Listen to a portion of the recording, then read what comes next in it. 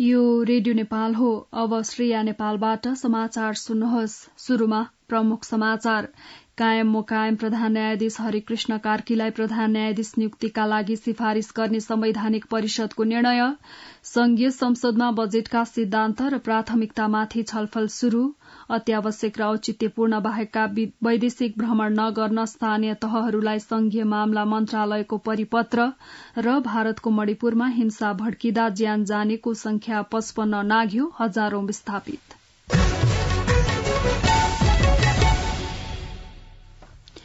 अब समाचार विस्तारमा। संवैधानिक परिषदको हिजो बसेको बैठकले कायम मुकायम प्रधान न्यायाधीश हरिकृष्ण कार्कीलाई नियुक्तिका लागि सिफारिश गर्ने निर्णय गरेको छ। प्रधानमन्त्री तथा मन्त्री परिषदको कार्यालय सिंहदरबारमा बसेको बैठकपछि संचारकर्मीहरूसँग कुरा गर्नुहुँदै राष्ट्रिय सभाका अध्यक्ष गणेश प्रसाद तिमिल सिन्हाले प्रधान न्यायाधीशमा कार्कीलाई सर्वसम्मत रूपमा सिफारिश गरेको जानकारी दिनुभयो।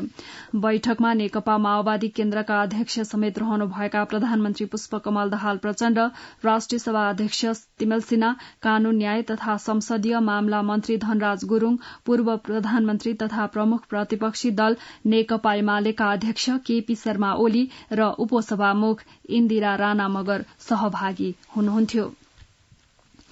संघीय संसदमा हिजोदेखि बजेटका सिद्धान्त तथा प्राथमिकतामाथि छलफल शुरू भएको छ। कर प्रस्ताव बाहेक बजेटका सिद्धान्त तथा प्राथमिकतामा छलफल शुरू भएको हो। संघीय संसदको दुवै सदनमा बजेट अधिवेशन शुरू भएको पहिलो दिन नै अर्थमन्त्री डाक्टर प्रकाश शरण महतले बजेटका सिद्धान्त तथा प्राथमिकता प्रस्तुत गर्नु भएको थियो। छलफलमा भाग लिँदै पूर्व अर्थमन्त्री ज्ञानेन्द्र बहादुर कार्कीले मुलुकको अर्थतन्त्रको सुधार र विकासका लागि सरकार, संसद र सम्बद्ध सबै पक्षले एक ठाउँमा उभिएर जनताको न्यूनतम आकांक्षा पूरा गर्ने दिशामा अगाडि बढ़नुपर्ने बताउनुभयो।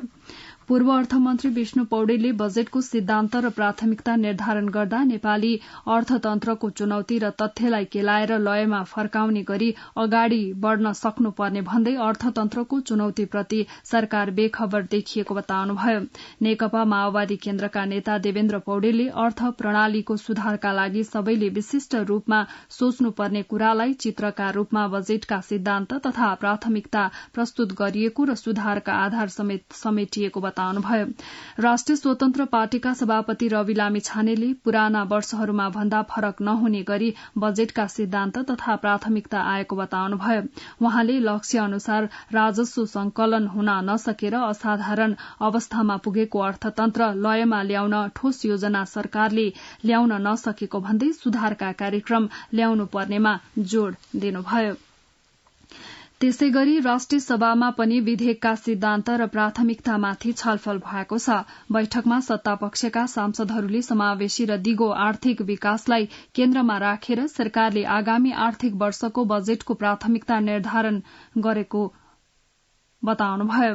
सांसदहरूले नवप्रवर्तन, ऊर्जा, सिंचाई, कृषि, उद्योग, कल कारखाना तथा पर्यटन प्रवर्धनलाई विशेष महत्व दिनु सकारात्मक भएको धारणा राख्नुभयो।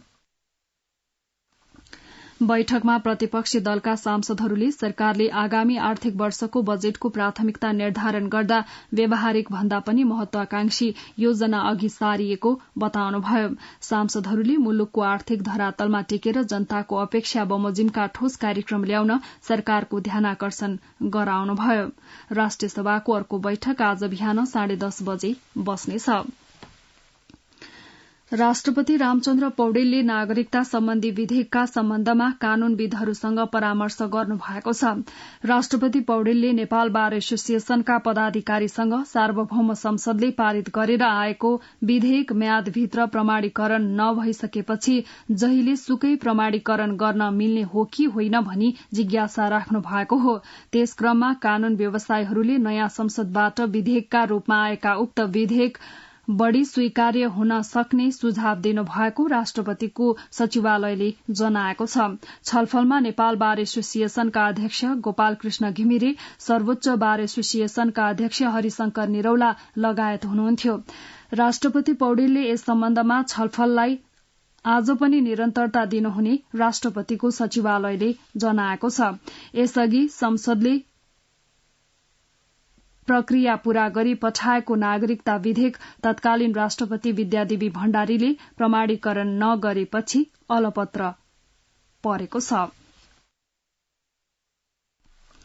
भूटानी शरणार्थी बनाएर अमेरिका पठाइदिने भन्दै ठूलो रकम उठाएर ठगी गरेको आरोपका सन्दर्भमा पूर्व एवं वर्तमान राजनीतिक तथा प्रशासनिक उच्च अधिकारीमाथि अनुसन्धान जारी राखिएको प्रहरीले जनाएको छ। हालसम्म उक्त मामलामा जोडिएका 8 जना पक्राउ परिसकेका छन्। पक्राउ पूर्जी जारी भएका कतिपयको खोजी जारी राखिएको पनि प्रहरीले जनाएको छ। सरकारले आरोप लागेकाहरूमाथि ठगी तथा संगठित अपराधमा मुद्दा चलाउने गरी कार्यवाही अघि बढ़ाइएको अनुसन्धानमा संलग्न अधिकारीहरूले बताएका छन्। हिजै पूर्व गृहमन्त्री बालकृष्ण खाँडसँग प्रहरीले सोधपूछ गरेको छ। समाचार रेडियो नेपालबाट सुन्दै हुनुहुन्छ। अब एकैछिन विज्ञापन र सन्देश। ड्याडी इन्डिया जाने, मम्मी चाइना जाने, दुवैजना फेसबुक र भाइबरमा 0। अनि हामीले कसरी कन्ट्याक्ट गर्ने? तिमीहरू फेसबुक र भाइबरमा हिरो भएर के गर्नु? नेपाल टेलिकमले ल्याएको सेवा सुविधाको बारेमा 0 रहेछौ। अहिले नेपाल टेलिकमले रोमिङ सेवा ल्याएको छ।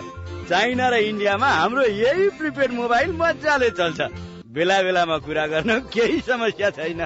हो र भने अनि कसरी चलाउने चाहिँ थाहा छ त? किन थाहा नहुनु? यो सेवा एक्टिभेट गर्नलाई *1415 *7 र # डायल गर्नुपर्छ र उतैबाट रिचार्ज गर्न पनि मिल्छ। तिमीहरूलाई पनि अरू कुरा थाहा पाउन मन छ भने नेपाल टेलिकमको मोबाइल एप्स अथवा वेबसाइट हेरे हुन्छ। नेपाल टेलिकम, राष्ट्रको संचार। अब बाँकी समाचार। सरकारले स्थानीय तहका पदाधिकारी र कर्मचारीलाई अत्यावश्यक बाहेकको अवस्थामा विदेश भ्रमण नगर्न आग्रह गरेको छ। संघीय मामला तथा सामान्य प्रशासन मन्त्रालयले एक परिपत्र जारी गर्दै स्थानीय तहका पदाधिकारी र कर्मचारीलाई कार्यक्रम स्वीकृत नगराई जथाभावी विदेश भ्रमणमा नजान परिपत्र गरेको हो। अत्यावश्यक अवस्था बाहेक र औचित्यपूर्ण अवस्थामा बाहेक विदेश भ्रमणका लागि नपठाउन पनि मन्त्रालयले जिल्ला समन्वय अधिकारी र पालिकाका प्रमुख प्रशासकीय अधिकृतलाई निर्देशन दिएको छ। विदेश भ्रमणबारे निर्णय गर्नु अघि देशको वर्तमान आर्थिक संवेदनशीलता, चालू आर्थिक वर्षको अन्तिम र नयाँ आर्थिक बजेट निर्माणको महत्वपूर्ण समयलाई मनन गर्न मन्त्रालयले जारी गरेको परिपत्रमा भनिएको छ। आधिकारिकता पुष्टि हुन नसक्ने तथा गलत कागजात तयार गरी विदेश भ्रमणमा गए या पठाइएमा त्यस्ता अनुरोध पत्रमाथि मन्त्रालयले कार्यवाही गर्ने चेतावनी पनि परिपत्रमा दिएको छ। प्रमुख प्रतिपक्षी दल नेकपा एमालेको सचिवालय बैठक आज बस्दैछ। आगामी केन्द्रीय समितिमा प्रस्तुत गरिने विषय र छलफल गरिने एजेण्डा तय गर्न च्यासल स्थित पार्टी केन्द्रीय कार्यालयमा बैठक बस्न लागेको हो। एमालेको केन्द्रीय समिति बैठक यही वैशाख 28 देखि शुरू हुँदैछ। यसअघि झापामा हुने भनिएको बैठक संघीय संसदमा नीति तथा कार्यक्रम र बजेट लगायतका विषय छलफल गर्नुपर्ने भएको भन्दै काठमाण्डुमा सारिएको थियो। राष्ट्रिय कानून दिवस आज विभिन्न कार्यक्रम गरी मनाइँदैछ। नेपाल प्रधान न्यायालयको ऐन 2008 लागू भएको दिनको सम्झनामा हरेक वर्ष वैशाख 26 गते कानून दिवस मनाउने गरिएको छ। नेपालको न्यायिक इतिहासमा यो दिनलाई विशेष रूपमा लिइन्छ। स्वतन्त्र न्यायपालिका र शक्ति पृथकीकरणका अवधारणा अवलम्बन गरी जनताको न्याय प्राप्त गर्ने अधिकारको व्यावहारिक प्रत्याभूति गराउन यो दिवस महत्वपूर्ण रहेको छ। कानून दिवसका अवसरमा शुभकामना दिनुहुँदै कायम मुकायम प्रधान न्यायाधीश हरिकृष्ण कार्कीले स्वतन्त्र, निष्पक्ष र सक्षम न्यायपालिका एवं कानूनी राज्यको अवधारणा लगायत लोकतान्त्रिक मूल्य मान्यतालाई संस्थागत गर्न आजको दिनले प्रेरणा गरोस् भन्ने कामना गर्नु भएको छ। सन्देशमा कायम मुकायम प्रधान न्यायाधीश कार्कीले न्यायालयमा सबैको सहज पहुँच एवं जनआस्थामा आधारित न्याय प्रणालीको स्थापना र विकासका लागि यस दिनले प्रेरणा प्रदान गरोस् भन्ने कामना गर्नु भएको छ। यस वर्षको कक्षा 12 को वार्षिक परीक्षा आजदेखि शुरू हुँदैछ। परीक्षाका लागि कुल 4,67,389 विद्यार्थीले फारम भरेको राष्ट्रिय परीक्षा बोर्डले जनाएको छ। यस वर्ष 56,000 भन्दा बढ़ी विद्यार्थीले ग्रेड वृद्धि परीक्षा दिन लागेको बोर्डले जनाएको छ। उनीहरूको जति विषयमा कम नम्बर आएको थियो त्यतिकै विषयको मात्र ग्रेड वृद्धि परीक्षा दिनुपर्नेछ। यसअघि 3 वा सो भन्दा बढ़ी विषयमा नन ग्रेडिङ एनजी ल्याएका विद्यार्थीले यो वर्ष पूरै विषयको परीक्षा दिनुपर्ने भन्ने थियो। शिक्षा विज्ञान तथा प्रविधि मन्त्रालयले लेटर ग्रेडिङ निर्देशिका 2078 संशोधन गरेको थियो।